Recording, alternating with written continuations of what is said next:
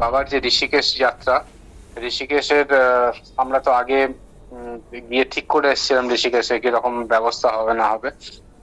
ওই লাস্ট যখন গেলাম, বাবা যখন আমাদেরকে পাঠালেন ফেব্রুয়ারি মাসে, তখন গিয়ে যেটা দেখে এলাম আর কি। এবং উত্তরকাশীতে তখন খুব ঠান্ডা ছিল, মানে খুব ঠান্ডা। তো ঋষিকেশে আসার পর ঋষিকেশেও ঠান্ডা ছিল ভালোই। ঋষিকেশের ব্যবস্থা হয়ে যাওয়ার পরে তখন একটু মনটা নিশ্চিন্ত হলো যে আমরা এতজন ভক্ত নিয়ে গেলেও প্রবলেম হবে না। কিন্তু মনের মধ্যে একটা ভয় ছিল যে ঋষিকেশে তো আমরা সেইভাবে ব্যবস্থা করিনি, বাবা যাবেন। এবার বাবার সবচেয়ে বড় ইয়ে হচ্ছে যে বাবার ওখানে যে সেবার ব্যবস্থাটা হয়, সেই সেবার ব্যবস্থাটা কোথায় করা যায়। মানে রান্না করার জন্য গ্যাসের সিলিন্ডার, তারপরে রান্নার সমস্ত জিনিসপত্র পাওয়া। আহ, এখন তো আর মানে অত জিনিস ক্যারি করা যায় না, ওখানেও কিছু জিনিস ইয়ে করে যায়, মামুনিদি নিয়ে যান সঙ্গে। কিন্তু বাবার ওই ওই জিনিসপত্র গুলো খুব ইম্পর্টেন্ট, মানে কোনো জায়গায় বাবার সঙ্গে যাওয়ার জন্য সেই জিনিসগুলো খুব লক্ষ্য রাখতে হয়। তো ঋষিকেশে আমাদের ওই সমস্ত ব্যবস্থা হয়ে গেল। তো আমি আর হীরামন ঠিক করেছিলাম যে আমরা আগের দিন পৌঁছবো।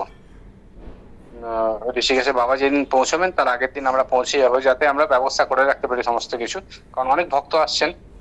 আর সকালবেলা ভোরবেলা ট্রেনটা পৌঁছবে।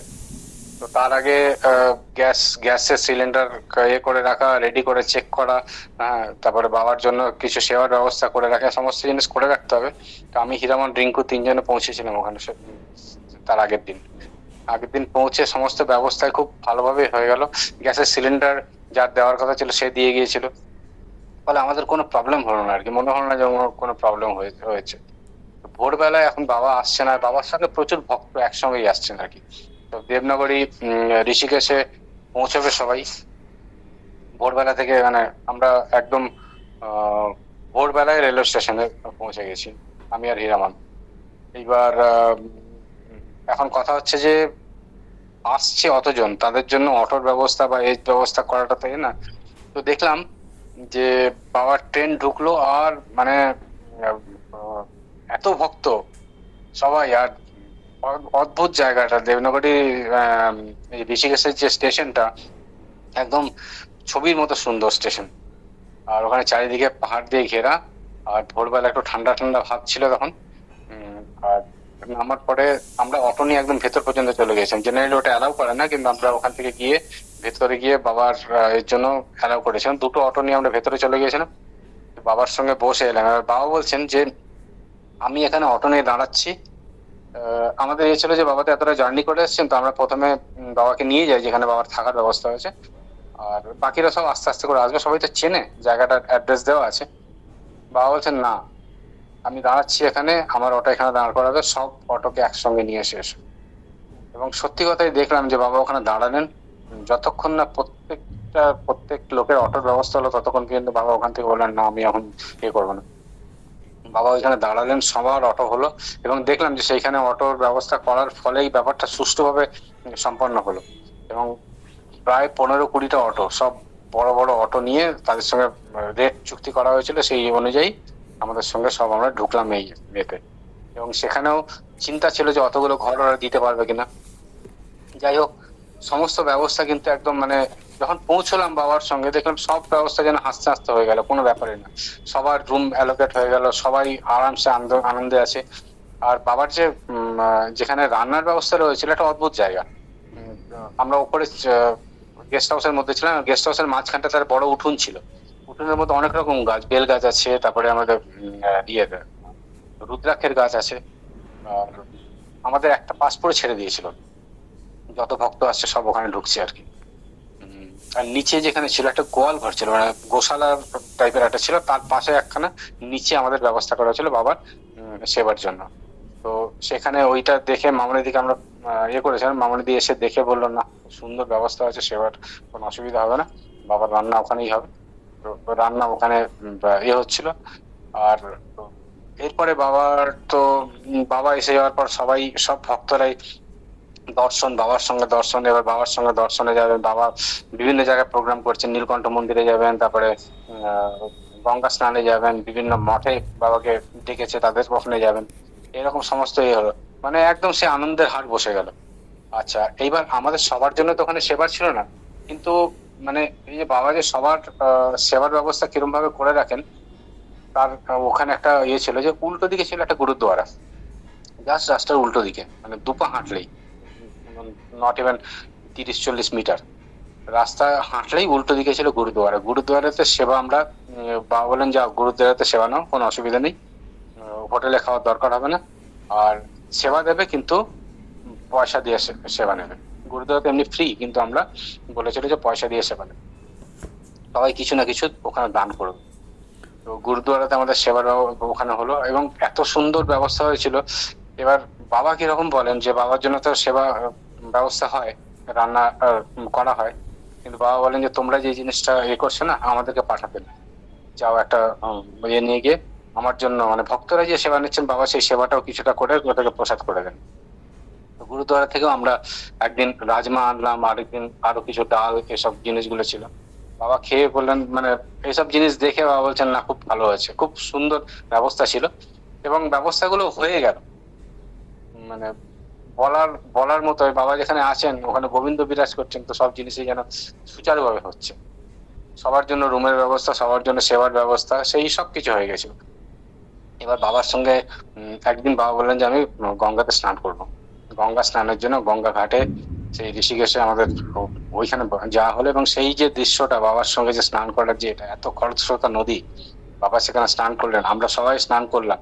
স্নান করার পরে বাবার সেই ইয়ের সেই স্নান অবস্থায়, ভিজে অবস্থায় প্রণাম করা বাবাকে, একটা অদ্ভুত অনুভূতি ছিল, অদ্ভুত অনুভূতি ছিল।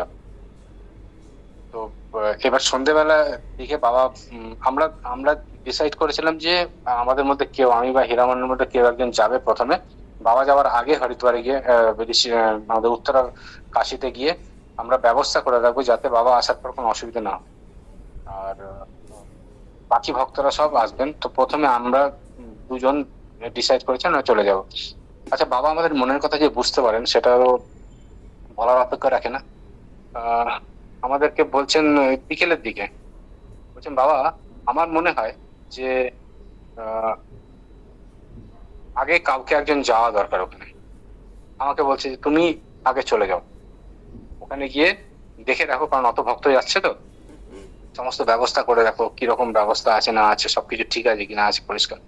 বাবা আমরা এটা চিন্তা করছিলাম আমাদের মনে মনে, আমি তো যাচ্ছি, কালকে সকালে বেরিয়ে যাচ্ছি, পরশুদিন আপনারা আসছেন, পরশুদিন তার আগে বাবার ওখানে যাওয়ার জন্য আমরা ভেবেছিলাম যে গাড়ি করবো বাবার জন্য, কিন্তু গাড়ি বাবা বলছেন না, আমি আলাদা করে গাড়িতে যাবো না, বাসে যাবো, সব ভক্তদের সঙ্গে আমি বাসেই যাবো। এবং বাবা সেটা জিদ করে বসেছিলেন।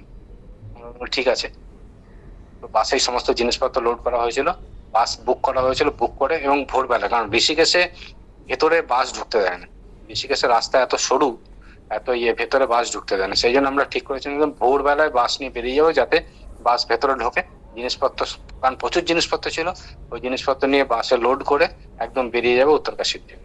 সেইভাবে ব্যবস্থা হয়েছিল, সেইভাবে ব্যবস্থা করে আমরা বেরিয়ে গেলাম তার আগের দিন সকালবেলায় ঋষিক ইয়েতে উত্তরকাশীতে। এবং উত্তরকাশীতে যাওয়ার পরে বাবা যেটা বলেছেন সেটাই হলো, যে সমস্ত ব্যবস্থা পরিষ্কার করে, ঘর পরিষ্কার করে, ঘর ধুয়ে মুছে এ করে রাখা হয়েছিল, গ্যাস জিনিসপত্র সব, যাতে বাবার কোনো প্রবলেম না হয়, এবং সমস্ত ভক্তের যাতে কোনো ইয়ে না, সমস্ত ঘর খুলে দেখিয়ে পরিষ্কার করিয়ে রাখা হয়েছিল। এবং ওই যে আমরা যে আগের দিন গেলাম, বাবা যে বললেন যে তুমি আগের দিন যাও, এটাতেই কিন্তু ট্যুরটার অর্ধেক ট্যুরটাই সাকসেসফুল হয়ে গেল। আর তারপরে তো মানে এত সুন্দর জায়গা, চারিদিকে পাহাড় দিয়ে ঘেরা, পাশ দিয়ে মা গঙ্গা বয়ে যাচ্ছেন, সেই গঙ্গা বয়ে যাওয়ার যে আওয়াজটা, সেই আওয়াজটা রাত্রিবেলা যখন আমরা শুই তখন শোনা যায়, মানে অদ্ভুত সুন্দর একখানা পরিবেশ ছিল। সব ভক্তরাই খুব খুশি হয়েছিলেন। আর তারপরে হচ্ছে ঋষিকেশের উত্তর কাশীতে আমাদের বিভিন্ন জায়গায় যাবার প্রোগ্রাম শুরু হলো। ওখান থেকে গঙ্গোত্রীর কাছে ছিল, যমুনোত্রীর কাছে ছিল। তো বাবা আর মেন যে বাবার যে এটা ছিল, মানে ওটা হচ্ছে সাধুদেরকে যে দান করা, সেই দানের জন্য বাবা এবার করলেন যে তোমরা এবার দানের জন্য করো। তো আমরা বিভিন্ন আশ্রমে আশ্রমে যেতে শুরু করলাম, আমি, হীরামন, তারপরে উর্মিলা, বিভিন্ন আশ্রমে গিয়ে ঘুরে ঘুরে তাদেরকে, বাবা যে এখানে এসছেন একশো, বাবার তখন বয়স 126, 126 বছরের যে একজন এসছেন, উনি যে দেখা করতে এসছেন, সবার সঙ্গে দেখা করতে চান, সেটা বললাম কোনখানে কোনখানে থাকা, কোনখানে কালীধামে, সবাই বললেন যে আমরা আসবো, সবাই। এবং অনেক সাধুর সঙ্গে দেখা হলো যারা আশ্রম থেকে বেরোন না, যারা ওখানেই বিয়ে করেন, এরকম অনেক সাধু সাধু সন্তের সঙ্গে আমাদের দেখা হলো, মানে খুব ভাগ্য আমরা দেখলাম আর কি। এবার উত্তরকাশীর সম্বন্ধে কিছু বলি। উত্তরকাশী সম্বন্ধে যেটা হচ্ছে যে আমরা যেটা পড়েছিলাম যে এটা হচ্ছে কলিযুগের কাশী। মানে কাশীতে যে যে জিনিসগুলো আছে উত্তরকাশীতেও আমরা দেখলাম অদ্ভুত জিনিস, মানে সেইখানেও আছে। সেই কাশী ক্ষেত্র, হ্যাঁ, সেই বরুণা অসির যে কাশী ক্ষেত্র, তারপরে সমস্ত ঘাট গুলো, আর উত্তরকাশীর যে মহাদেব বিশ্বনাথ, তার এবং তার বিশ্বনাথের পায়ের তলায় হচ্ছে মায়ের ত্রিশূল, হ্যাঁ, যেটা দিয়ে মা দেবতাদেরকে অসুরদেরকে বধ করেছিলেন, তার ত্রিশূলটা ওখানে রাখা আছে। এবং মন্দিরটা এত দিব্য, এত সুন্দর, মানে বলার কথা না। তো ওখানে ওই যে পুরোহিতদের সঙ্গে যখন কথা বললেন, ওনারা বললেন যে এই কাশীর মহত্বটা কি, যে ওইখানে যে শিবলিঙ্গটা আছে, মানে মহাদেবের যে এটা, সেটা একটু বাঁকা। তো সেই বাঁকার কারণটা হচ্ছে সেটা যেটা এতে আছে যে আমাদের শিবের যখন আমাদের ঋষি মার্কেন্ড ঋষি, উনি ওনার ইয়ে ছিল যে আহ, অল্প বয়সে ওনার দেহ চলে যাবে, এরকম একখানে ইয়ে ছিল। তো উনি যখন শিবের তপস্যা করছিলেন, তখন মাঝপথে ইয়ে চলে আসে, যমরাজ চলে আসে। তখন উনি শিবলিঙ্গকে জড়িয়ে ধরেছিলেন। জড়িয়ে ধরার ফলে তখন মহাদেব প্রকট হন। মহাদেব প্রকট হওয়ার পরে ওনাকে বর দেন যে তোমার আয়ু বেড়ে যাবে। এবং সেই যে উনি যে জড়িয়ে ধরেছিলেন মহাদেবকে, জড়িয়ে ধরে যে নিজের কাছে এনেছিলেন, সেই যে অ্যাঙ্গেলটা, সেই অ্যাঙ্গেলটা শিবের যাতে দেখা যায়। অদ্ভুত অদ্ভুত একখানা ইয়ে। আচ্ছা, তারপরে বাবা ওখানে দর্শনে গেলেন। ওখানে আমাদের ওখানেও দানের ব্যবস্থা হলো। আর মানে পুরো উত্তরকাশীর জায়গাটা এত দিব্য, এত দিব্য, মানে ইয়ে করা যায় না। আর সবার মধ্যে ভক্তির ভাব এত, বাচ্চা যারা স্কুলে যাচ্ছে সকালবেলায়, তারাও দেখি সব বিশ্বনাথের মন্দিরে গিয়ে প্রণাম করে তারপরে স্কুলে যাচ্ছে। মানে এইরকম একখানা সংস্কার ওখানে আছে। আর প্রত্যেকটা জায়গায়, মানে যেখানেই গেছি গেছি কেদার ঘাট হলো বা গঙ্গার অন্যান্য ঘাটগুলো হলো, সব ঘাটে সকালবেলা থেকে ভিড়, সবাই গঙ্গা স্নান করছে আর তারপরে তারা কাজ করতে যাচ্ছে। এবং সব জায়গা থেকে হর হর মহাদেব, হর হর মহাদেব, এই ধ্বনি চলছে। মানে এত দিব্য জায়গায় বাবা আমাদেরকে এই যে যে দিব্য জায়গায় নিয়ে গেলেন, তার এই কারণটাও বুঝতে পারলাম যে তোমরা বোঝো যে তোমার সংস্কারটা কি, তোমরা কোন জায়গা থেকে এসছো, তোমাদের রূপটা কি। আর তারপরে আমাদের এইবার প্রত্যেকদিন সকালবেলা আমাদের ব্যবস্থা হতো যে আহ, সাধু সন্তরা বাবার সঙ্গে দেখা করতে আসছেন, দানের ব্যবস্থা হতো। আর বাবা, আর ভিড় মানে কন্ট্রোল করা যেত না, এরকম অবস্থা। এত সাধু আসতো, এত ইয়ে আসতো। আর যখন বাবা ইয়ে সবাই আসতো, সবার সেবার ব্যবস্থা করা হতো, টাকার ব্যবস্থা দেওয়া হতো, সবকিছু করা ছিল আর কি। খুব সুন্দরভাবে জিনিসগুলো কাটছিল। এইবার একদিন ডিসাইড করা হলো, বাবা আমাদেরকে বললেন যে তোমরা বললো আমি আমি পরে যাব, আমার কিছু কাজ আছে, তো তোমরা প্রথমে যাও। যারা, কারণ অনেক ভক্ত মাঝখানে চলে আসছিলেন, মানে 10 দিন থাকেননি, তারা তো 4 দিন 5 দিন থাকবেন। তো বাবা বললেন তোমরা সবাই মিলে যাও, গঙ্গোত্রী দর্শন করে এসো, গঙ্গোত্রী দর্শন করে এসো, আমি পরে যাব। বাবা বললেন না যে আমি যাব, বাবা বললেন যে তোমরা সবাইকে ঘুরিয়ে আনো।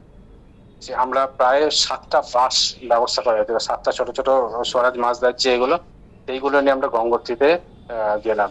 এবং সেই গঙ্গোত্রীর যে ট্রিপটা, মানে আজকেও পরিষ্কার আমরা মানে দেখতে পাই আর কি। এত সুন্দর জায়গা, এত সুন্দর ব্যবস্থা, আর প্রকৃতি যেন ওখানে ঢেলে সাজিয়েছে সবকিছু। তো গঙ্গোত্রীতে গিয়ে আমরা গঙ্গোত্রীতে ওখানে স্নান করলাম। স্নান করে ওখানে কিন্তু একটা মনের মধ্যে এসেছিল যে বাবা গেলেন না, আমরা একা ইয়েতে গেলাম, কিন্তু বাবা তো আমাদেরকে পাঠিয়েছেন, ফলে আমাদের কোনো চিন্তা ছিল না। এবং সেই গঙ্গোত্রী মন্দির, সেই মন্দিরটা তখন বন্ধ ছিল। সেই মন্দিরের কারণ গঙ্গোত্রী যখন ওই সময়টাতে ওই মন্দির বন্ধ থাকে, নিচে আরেকখানে মন্দির, সেখানে মা বিরাজ করেন। তো ওখানে গিয়ে স্নানের যে ইয়ে, যে মানে বরফ গলা জল যখন আসছে, একদম জাস্ট বরফের ইয়ে, ঠান্ডা, এত ঠান্ডা, টাচ করলে হচ্ছে পা গুলো মনে হচ্ছিল যেন জমে যাচ্ছে। তো কি করে স্নান করবো, কি করে স্নান করবো, সবাই ভক্তরা গেছে, এবার স্নান করার তো খুব ইয়ে, এবং নদীর স্রোতও আছে। কিন্তু তারপরে যখন স্নান করে আমরা বেরোলাম, তখন মনে হলো যেন শরীর যেন একদম টকবক করে ফুটছে। তো সেই যে এক্সপিরিয়েন্সটা, সেই এক্সপিরিয়েন্সটা মানে যারা গেছেন তারা বুঝতে পারবেন যে কিরকম, কি অদ্ভুত একটা দিব্য ভাব ছিল ওখানে। সেই গঙ্গোত্রী আমাদের দর্শন হলো। আর আমি নেক্সট পার্টটাতে আমাদের বাবার আরো কিছু অলৌকিক ঘটনা ওখানে ঘটেছিল, সেই ঘটনাটা বলবো আমি কালকে। প্রণাম, আজকে আমি এখানেই বন্ধ করলাম। প্রণাম, জয় গুরু।